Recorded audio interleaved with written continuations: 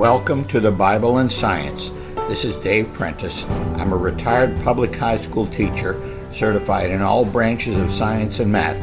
I've also taught on the Bible and Science for many years, both in the U.S. and on many overseas mission trips. This is episode 41 of the Bible and Science. 2 episodes ago, in episode 39, we dealt with the question of whether fish might have evolved into amphibians. And then we dropped back to a lower level of the geologic column for the Cambrian, Ordovician, Silurian, and Devonian. Now we're back to the question of, did amphibians evolve into reptiles? Why would this happen? Living things don't get what they need, they get what their DNA produces. So amphibians, as we discussed before, need to stay near water so their skin does not dry out. By comparison, reptiles have dry, scaly skin. They don't need moist environments, although some have that, for instance, sea turtles, but they don't need the moist environment. Newly hatched amphibians have to remain in the water, and they look drastically different than adults. That is, an example would be tadpoles versus frogs until after they go through metamorphosis.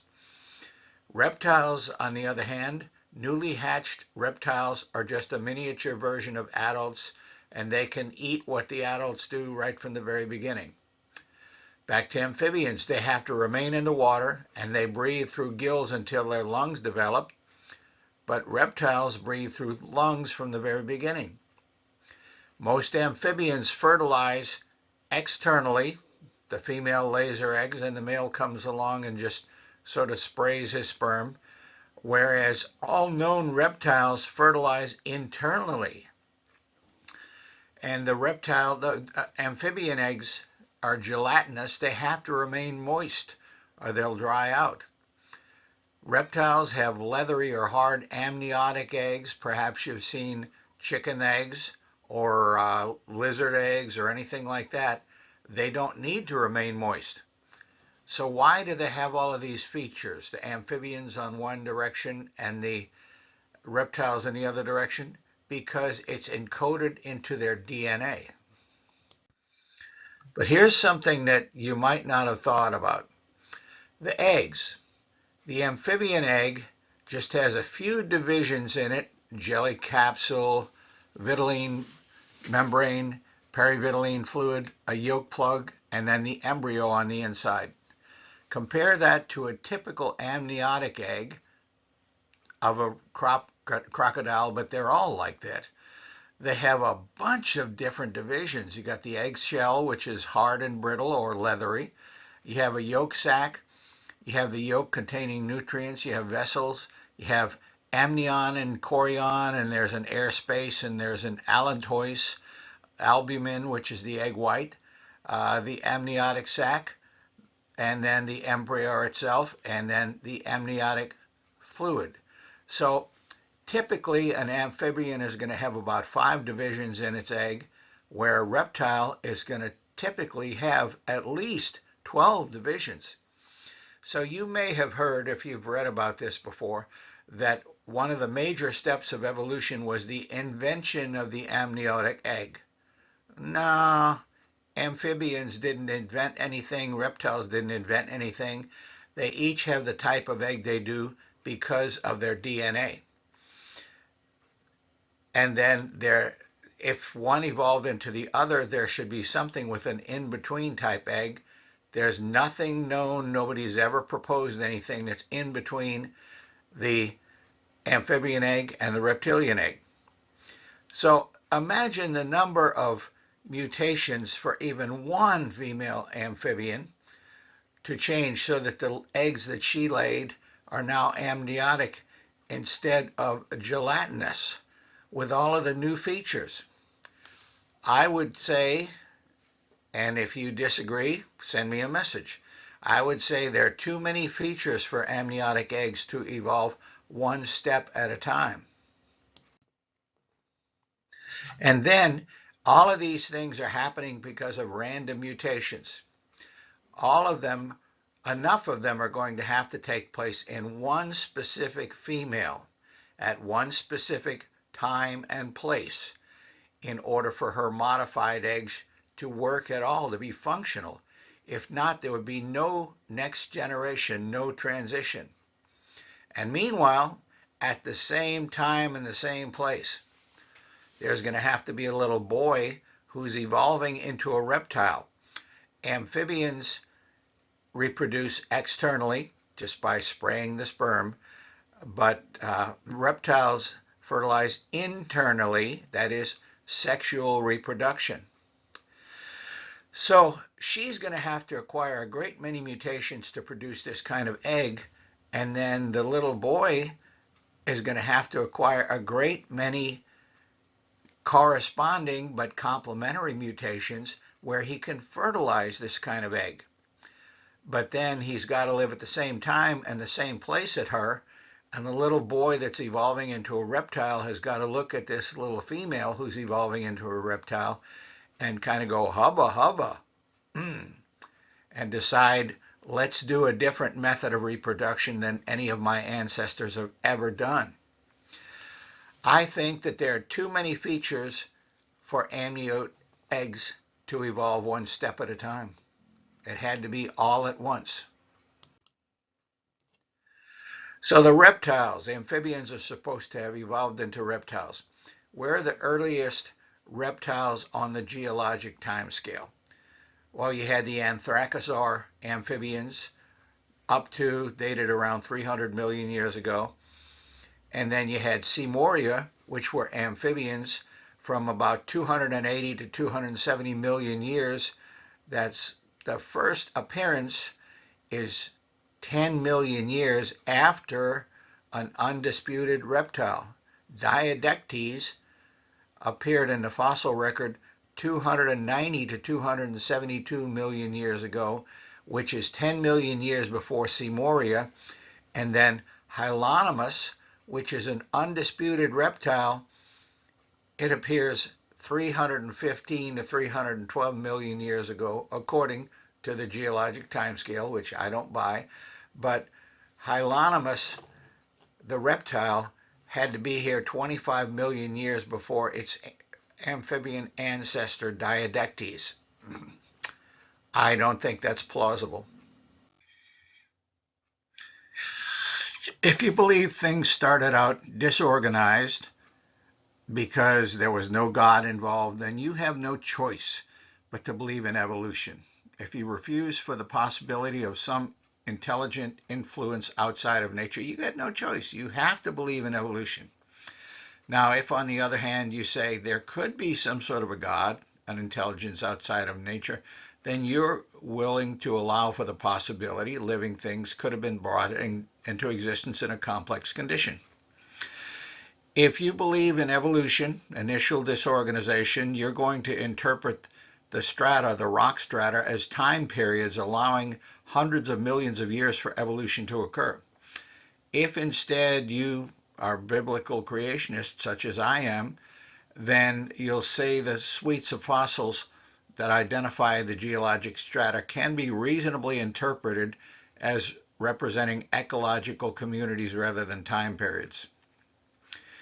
Your main evidence for evolution is that you can arrange a number of fossils on a chart showing a gradual progression from fish to amphibians to reptiles and beyond.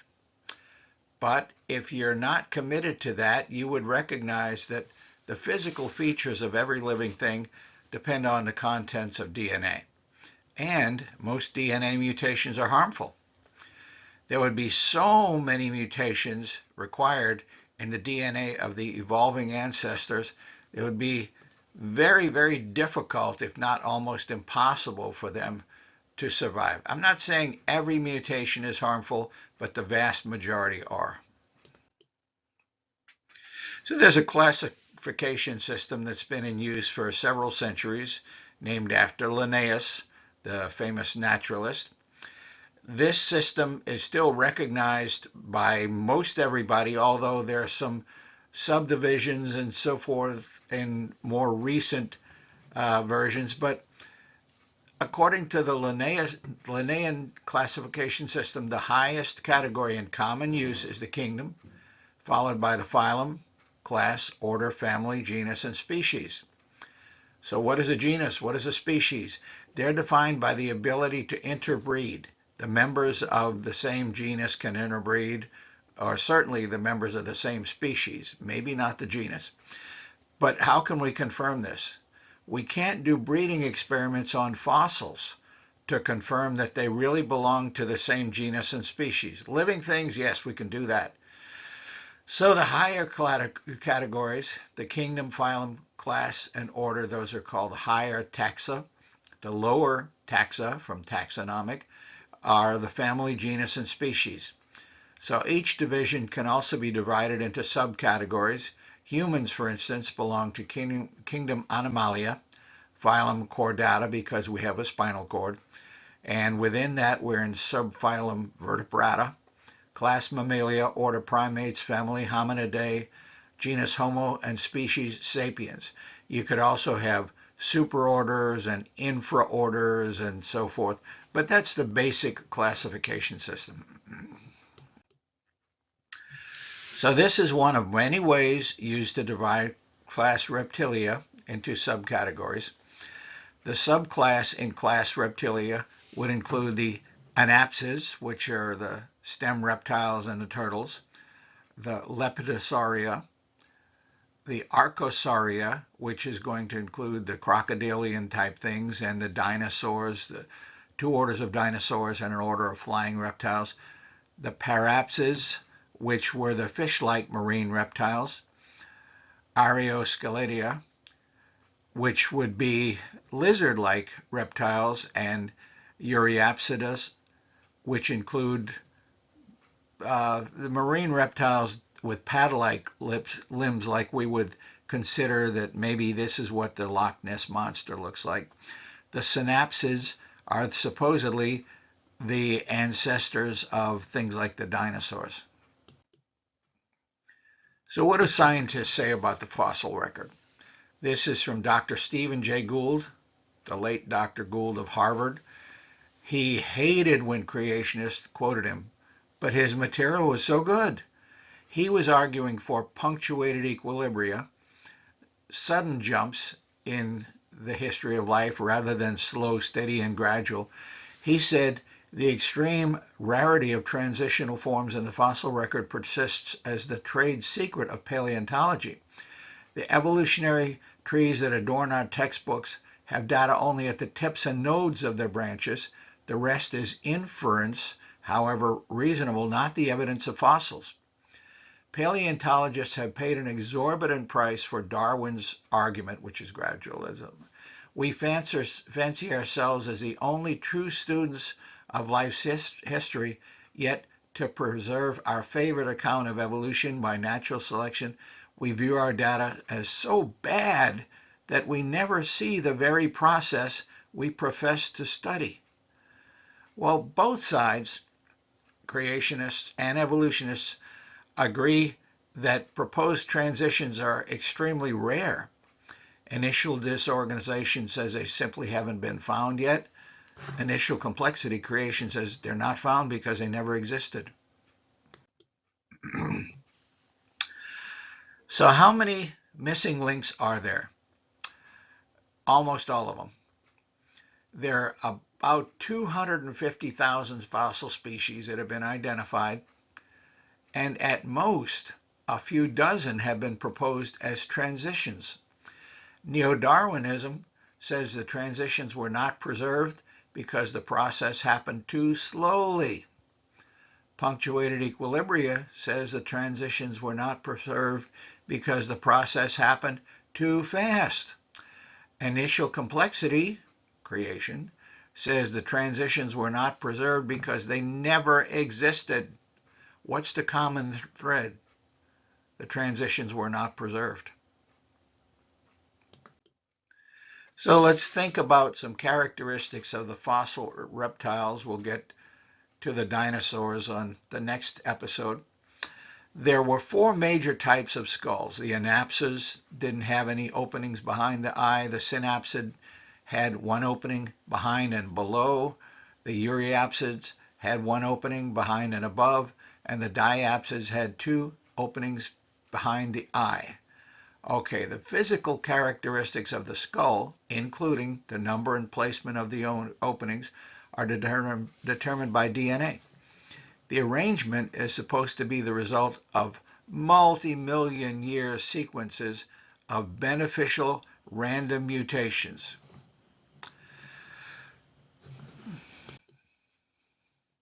So the first one we're going to be considering that's supposedly on the way to reptiles is called the mammal-like reptiles, or pelycosaurs. Very few people use the term mammal-like reptiles anymore. They're found in strata lower than the dinosaurs, but they had some features usually found in mammals rather than dinosaurs or living reptiles. Most reptiles have all one type of tooth. If you watch any of the Jurassic Park movies or anything like that, you'll see that the big old dinosaur is going to bite something. All its teeth are basically the same.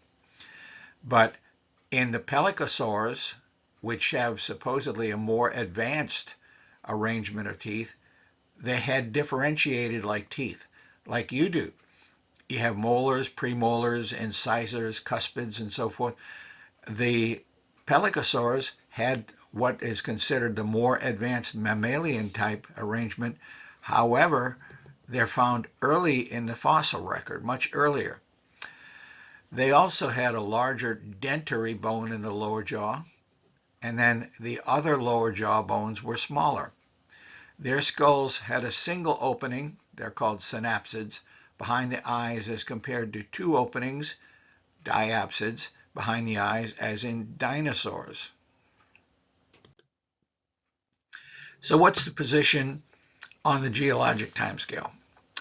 Okay, the earliest reptiles are supposedly Hylonomus and Acephalostera.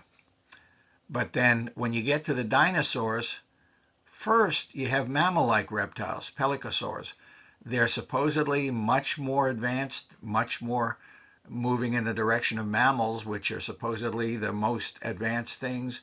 But the pelycosaurs are there before the dinosaurs or marine and flying reptiles or birds. The most advanced are the earliest. They're out of sequence. Fish should have evolved to amphibians, and then transitional forms leading to reptiles, then stem reptiles, which are more advanced, perhaps including dinosaurs, then the most advanced mammal-like reptiles, then mammals. But mammals are considered to be more advanced than any reptile. So we would expect the mammal-like reptiles should be the most advanced, the most highly evolved. We would expect to find them higher, that is, in supposedly more recent rock layers than dinosaurs, which are considered more primitive than the mammal-like reptiles, but they're not. The pelycosaurs, the mammal-like reptiles, are first found in lower strata than dinosaurs. They're far out of the sequence that evolution would lead us to expect. There are millions of fossils of extinct mammal-like reptiles around the world, especially in Permian rocks. How mammal-like are they really? Well, all known mammals have a single bone on each side of the lower jaw, 3 ear bones on each side. All known reptiles have 3 bones on each side of the lower jaw, not the upper jaw, and a single ear bone on each side. And you and I, in fact, all mammals, have an organ in our inner ear. It's called the organ of Corti to process hearing. No reptile known, living or fossil, has such a structure. All mammals use a diaphragm to breathe. No mammals have such a structure. Mammal and reptile eyes are placed differently. Reptiles match the temperature of their surroundings, that is, they're cold-blooded, but mammals are warm-blooded. All known reptiles have scales. Mammals have hair. Baby reptiles are miniature versions of adults. They can immediately eat an adult diet, This is not the case with baby mammals. Reptiles grow as long as they live. Mammals reach a maximum size and then stop growing. How about marine reptiles? A lot of people call these ocean or sea dinosaurs. No, that's not the case. They were not dinosaurs at all. They had a different diagnostic structure to their bones, so they were not dinosaurs. They appear in the fossil record suddenly and fully formed, not gradually working their way up to dinosaurs. No known ancestry. The ichthyosaurs, Triassic through Cretaceous, they included very fish-like forms. No one believes they were a transition from fish to reptiles. Instead, the DNA of their ancestors supposedly evolved to give them legs. So they had paddles. They came out of the sea onto the land and they evolved legs by DNA mutation. Later, their DNA evolved the other way. They lost the very legs that had evolved, and they lost the fins that had evolved, and they went back into the sea.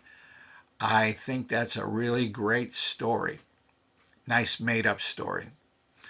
Then the Sauropterygians, or order Sauropterygia, such as plesiosaurs, they had fat bodies, short paddle-shaped limbs, pretty much like the way we imagine the Loch Ness Monster. The mosasaurs, order Squamosal, were long and snake-like synapses with webbed feet. They ranged from about 10 to 50 feet long. If you saw one of the Jurassic Park movies, then they had a big giant mosasaur that ate a bunch of other stuff. Flying reptiles were also not dinosaurs, although they're supposed to have died out at the same time. The first flying reptiles, appear in the fossil record suddenly and fully formed with no known ancestry. They belong to a different order. They're not dinosaurs, not flying dinosaurs. They're divided into two suborders. Rhamphorhynchoids had long tails, and pterodactyloids had short tails. These things are supposed to have happened just by random mutations in DNA. But as we'll see later, the pelvis is another major diagnostic feature of reptiles. They had the wrong kind of pelvis to be considered possible ancestors of birds.